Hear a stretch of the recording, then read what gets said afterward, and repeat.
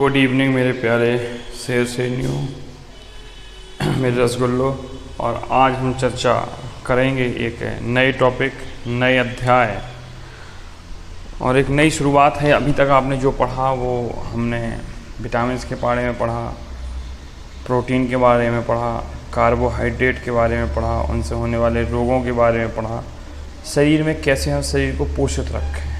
चलो अब पोषित तो रख लिया, अब हम ये तो जान लें कि हमारे शरीर में है क्या क्या, कौन कौन से अंग हैं। तो अब हम पढ़ेंगे मानव शारीरिकी क्रिया विज्ञान, ह्यूमन। ठीक है, आगे देखते हैं क्या क्या पढ़ना है इसमें। देखिए, मानव शारीरिक क्रिया विज्ञान का मतलब मानव के शरीर के अंदर क्रियाएँ क्या क्या होती हैं। तो पहला ही टॉपिक इसमें रक्त परिसंचरण तंत्र। रक्त मतलब जानते हो खून, ठीक है। परिसंचरण का मतलब होता है किस प्रकार से पूरे शरीर में बहता है, ये पूरा एक तंत्र है। तो इसमें कुछ हद तक दिखाया गया है, ठीक है, कैसे पूरे शरीर में बहेगा। ठीक है, ब्लड, इसका अंग्रेजी लिख लेना, ब्लड सर्कुलेशन सिस्टम। तो पहला है रक्त, चित्र नहीं बनाना है आपको, चित्र से दिखाने के लिए आपको वहाँ लिखना है रक्त परिसंचरण तंत्र, ऐसे परिसंचरण तंत्र। और अंग्रेजी लिख लेना है blood circulation system, blood circulation system. इसके बाद हम आगे चलते हैं और पढ़ते हैं दूसरा। तो ब्लड सर्कुलेशन सिस्टम में हम हृदय को भी पढ़ें। देख लो भैया, ये होता है हृदय, यहाँ से अशुद्ध रक्त आएगा, यहाँ एक कपाट होते हैं जो, देखो ये है शुद्ध संरचना हृदय की। देख लो भैया, ये है हृदय, दिख रहा है कि नहीं, शुद्ध हृदय। हम फोटो लगाए हैं इसलिए। अब बताओ, अगर ये टूटेगा कहाँ से, पहली बात तो ये देखो, यहाँ से 2 छिद्र हैं, यहाँ पे भी 2 छिद्र हैं। ऐसा ही हृदय हम लोग बनाएंगे काहे में, जो हम लोगों का मिशन है 14 नवंबर का। ठीक है, तो रक्त परिसंचरण तंत्र में हम हृदय भी पढ़ेंगे। चलिए, अब आता है श्वसन तंत्र। श्वसन तंत्र, ये हमारे फेफड़े हैं, ठीक है, ये लंग्स हैं, फेफड़े हैं। श्वसन तंत्र, श्वसन कैसे लिखना है, श्वसन तंत्र। ठीक है, चित्र नहीं बनाना है, फिर बोले हैं आपको सिर्फ लिखना है। अंग्रेजी लिखिएगा इसकी, रेस्पिरेटरी सिस्टम।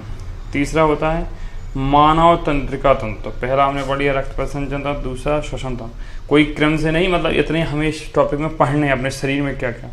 मानव तंत्रिका तंत्र, human nervous system. Nervous system में मुख्यतः हम बात करते हैं दिमाग की, रीढ़ की हड्डी की।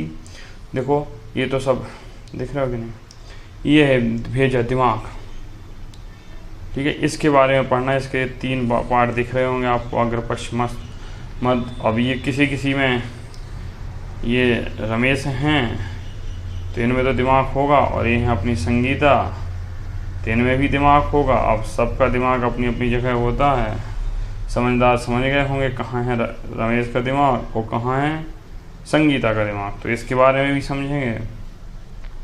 इसके बाद आता है चौथा, मानव कंकाल तंत्र, ह्यूमन स्केलेटन, स्केलेटन सिस्टम होता है। मानव कंकाल तंत्र, कंकाल पूरा आपको पढ़ाया जाएगा। देखो ये है अपना कंकाल, डर न लगना चाहिए, ऐसी कंकाल आया है बहुत जल्द आपके विद्यालय में हम भेज देंगे। जैसे ये टॉपिक खत्म होगा मानव कंकाल तंत्र, तो अपने विद्यालय में आ जाएगा कंकाल। देख रहे हो, इसके नीचे भी एक छोटा बच्चा बना दिया। ये हालांकि ये पता है, जब हमने फोटो डाले तो ये चल रहे थे सब, लेकिन ये जैसे ही इसको PDF फॉर्मेट में बदला तो ग्रिप बंद हो गया इनका, समझ रहे ना, बढ़िया से चल रहा है। देखो ये हड्डी, ये है तुम्हारा पैर, देख लो, ये है वास्तव में इंसान। हम इसको इतना छोटा करते हैं एक ही फ्रेम में दिखे, आपको दिख रहा होगा। देखो, मतलब इस पे आदमी कहता है कि कौन गोरा कौन काला, ये है कंकाल। बस इसके ऊपर पुटी उटी कर दी जाती है, मांस सांस चढ़ा दिया जाता है, और हम लोग कोई गोरा कोई काला इसलिए कुछ नहीं होता है। इसलिए हम कहते हैं मानव हैं। हम क्या हैं, मानव हैं। कोई सुंदर नहीं है। सुंदर इंसान की जो फिजिकली ब्यूटी होती है वो टेम्परेरी होती है, स्पिरिचुअल ब्यूटी परमानेंटली होती है। ठीक है, आप शरीर से सुंदर आप मैक्सिमम 40 वर्ष तक दिख सकते हैं, पर आपके व्यवहार की सुंदरता, विचारों की सुंदरता जीवन पर्यंत चलेगी। अगला पढ़ते हैं मानव पाचन तंत्र, ह्यूमन डाइजेस्टिव सिस्टम। कैसे हम खाना खाते हैं, हुमच के खाते हैं, गले तक भर भर के। कोई चावल खाता है हुमच के, कोई मिठाई खाता है हुमच के, ठीक है, कोई रोटी खाता है समझ के, कोई आइसक्रीम खाता है, कोई सिंगाड़ा खाता है, कोई चाउमीन खाता है। देखो आई एम सो हैप्पी, इस प्रकार से आमाशय में जाएगा और आँत से होते हुए पूरा दिखाया है। ठीक है, ये पाचन तंत्र है।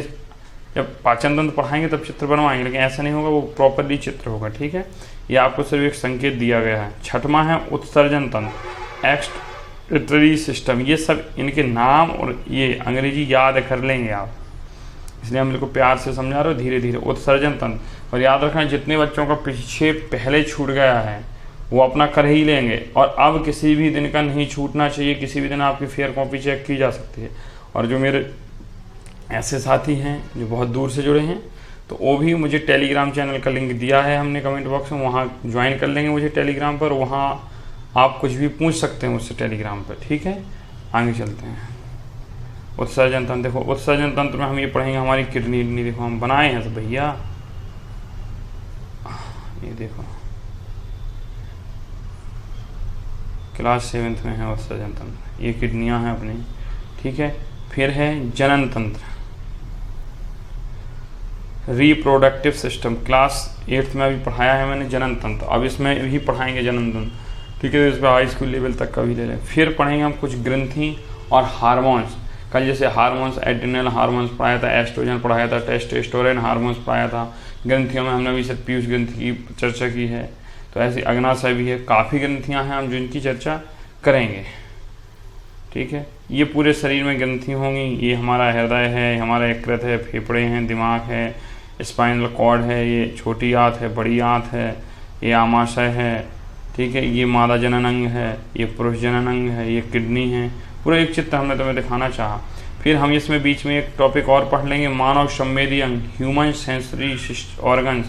हमारे आँख, कान, नाक, जीभ, त्वचा, इनके बारे में भी हम पढ़ लेंगे। तो ये 9 टॉपिक पढ़ेंगे। इसमें कुछ और टॉपिक 1-2 जुड़ सकते हैं, कम नहीं होंगे। और हर टॉपिक पर लगभग 3 या 4 क्लासेस होंगी, तो आप मान सकते हैं पहले।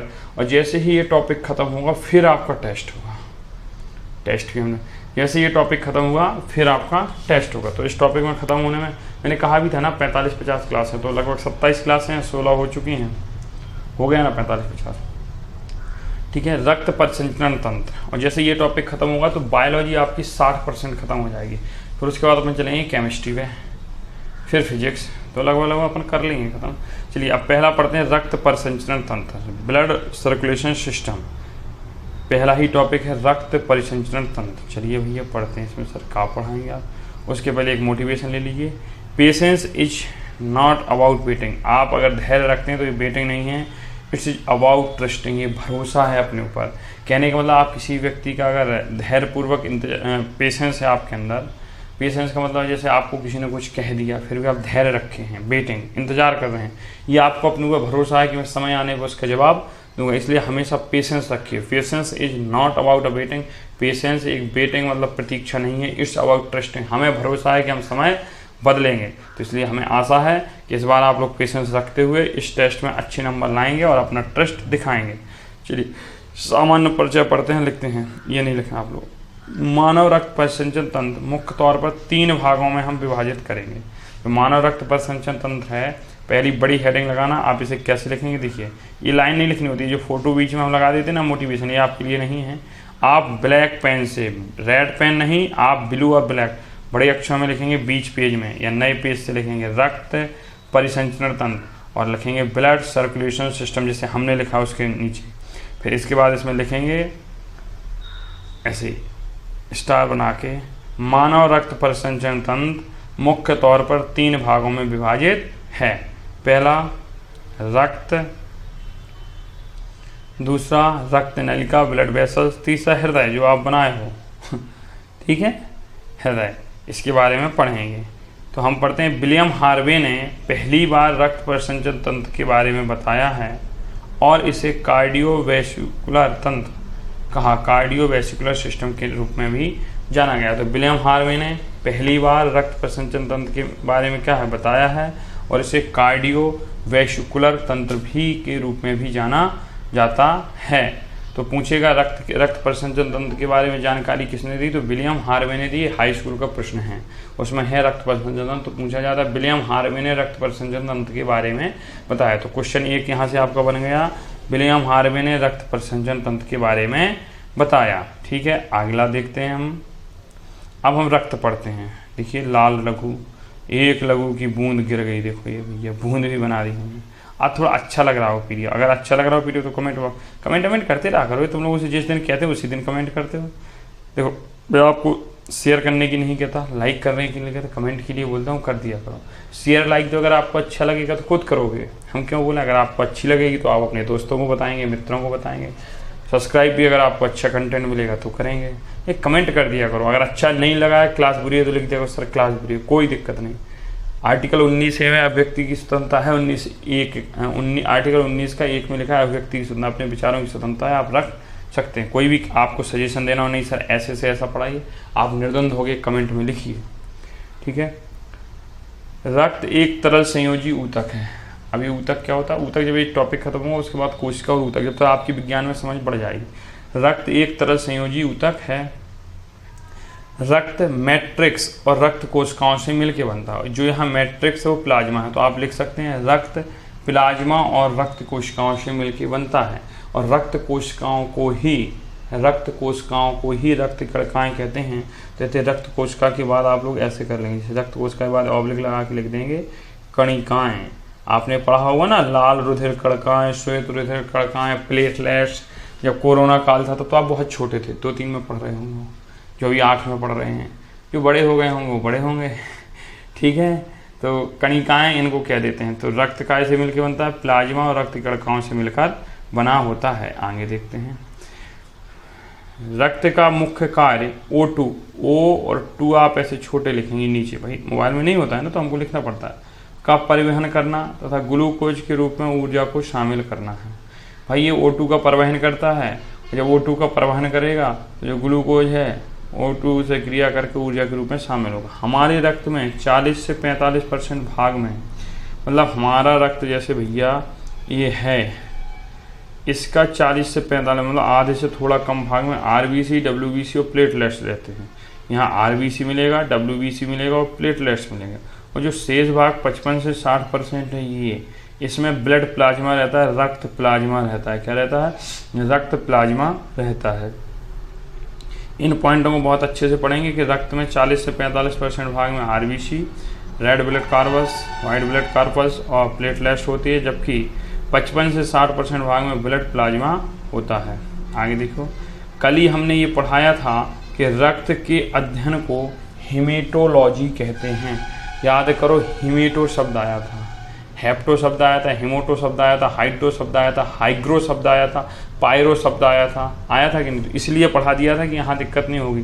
तो रक्त के अध्ययन को क्या कहते हैं? हेमेटोलॉजी कहते हैं, स्टडी ऑफ ब्लड। आप अंग्रेजी में लिखना चाहें तो लिख सकते हैं स्टडी ऑफ ब्लड।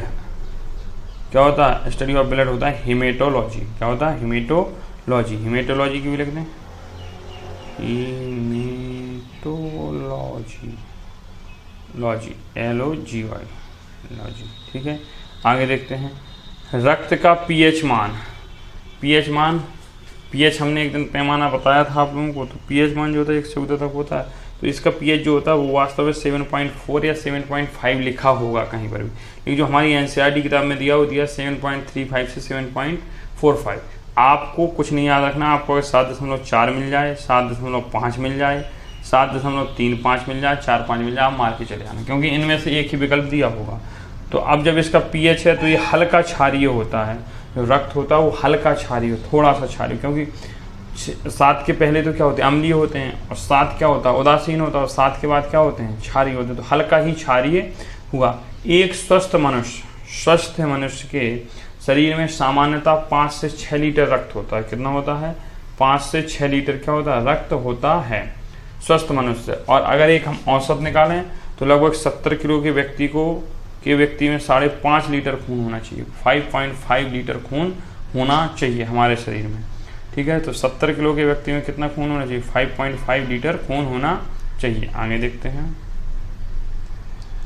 हमारे शरीर के वजन का 7% रक्त होता है। कहने का मतलब अगर हम 80 किलो के हैं, कितने के हैं, अगर हम 80 किलो के हैं तो इसका 7% निकालोगे बटे 100 करोगे तो 560 बटे 100 होगा। मतलब अगर कोई 80 किलो का व्यक्ति है तो उसमें 5.6 लीटर रक्त होना चाहिए। कितना होना चाहिए? 5.4 लीटर रक्त होना चाहिए। ठीक है, तो हमारे शरीर का वजन जितना भी भार है, वजन है, वेट है, उस वेट का 7% हमारे शरीर में क्या होता है? रक्त होता है। रक्त जल से भारी और गाढ़ा होता है। जो रक्त होता है वो जल से वजन में क्या भारी लगेगा और गाढ़ा होता है। ठीक है, तो देखा होगा, कोई निकाल के मत देखना, हम देखते हैं मिलाते हैं, पानी गाढ़ा है, मास्टर बताए थे, हम प्रैक्टिकल करते हैं, तो बाबू प्रैक्टिकल नहीं करने हैं आपको। ठीक है, रक्त निर्माण अस्थि मज्जा में होता है। अरे भाई बनता भी तो होगा, आपका भोजन कहाँ बनता है? तो आप कहेंगे सर रसोई घर में बनता है। तो खून कहाँ बनेगा हमारे शरीर में? अस्थि मज्जा। भी अस्थि मज्जा क्या है? तो अभी हम तुमको कंकाल दिखाए थे, वो हड्डी दिखाए थे, ऐसे कुत्ते की हड्डी समझ लेना इसको तुम लोग। ठीक है, तो यहाँ पे होता है लाल पीले कलर का अस्थि मज्जा, इसमें निर्माण होता है रक्त का। यहाँ बनता है, हड्डियों के बीच में बनता है रक्त, समझ रहे हो? तो हड्डियों का भी बहुत महत्व है। ठीक है, 1 यूनिट रक्त जो होता है, 1 यूनिट को 450 ml माना जाता है। अगर कहेगा 1 यूनिट खून की जरूरत है तो इसका मतलब 450 ml खून चाहिए। अब पुरुषों में रक्त की मात्रा महिलाओं की तुलना में अधिक होती है। मतलब जो पुरुष होते हैं, जो नर होते हैं, उनमें रक्त ज़्यादा होता है महिलाओं के बच्चे। उसका सीधा सीधा लॉजिक है, क्योंकि महिलाओं में माहवारी आती है, मंथ साइकिल होता है, माहवारी के कारण उनका जो गंदा ब्लड होता है वो हर महीने निकल जाता है, जबकि पुरुषों में वो रहता है स्टोरेज। इसलिए पुरुषों में रक्त की मात्रा क्या होती है? अधिक होती है, महिलाओं में रक्त की मात्रा नहीं होती है। हालांकि एनर्जी जो है, शक्ति है, वो कार्य करने की जो क्षमताएं हैं वो महिलाओं में ज़्यादा होती हैं, क्योंकि स्फूर्ति जिसे आप कह सकते हैं, स्फूर्ति वो ज़्यादा होती है, क्योंकि जब शरीर में नया रक्त होता है तो कार्य करने नहीं करना, नया खून है, उबाल मारेगा। ठीक है, समझ रहे हो ना? आगे रक्त प्लाज्मा। अब आप बीच में हेडिंग डालेंगे रक्त प्लाज्मा। रक्त टॉपिक 1 खत्म हो गया आपका, 1 टॉपिक खत्म हो गया। हमने कहा था 3 भागों में रक्त, रक्तिकणिकाएं और परसेंटेज। यह रक्त में 55 से 60% होता है भैया। हमारा रक्त है, अगर हमारा रक्त 10 लीटर है तो 10 लीटर में 5.5 से 6 क्या है? रक्त प्लाज्मा है। यह रंगहीन और हल्का पीला होता है। रंगहीन या तो कोई रंग ही नहीं होगा, जैसे हमारे जल का कोई रंग नहीं होता, नहीं कहता जल पीला होता है, नहीं। हाथ में लो फिर बताओ जल कैसा होता है। रंगहीन और पीला होता है। रक्त प्लाज्मा में जल 90 से 91। अब माथा ठोक रहे होगे भैया। देखो जो रक्त, देखो रक्त है, ये हमारा खून है, 1 बूंद। इस 1 बूंद खून में 50 से 60% क्या है? रक्त प्लाज्मा है। अब हमारा प्लाज्मा हो गया। अब ये है हमारा प्लाज्मा, क्या है?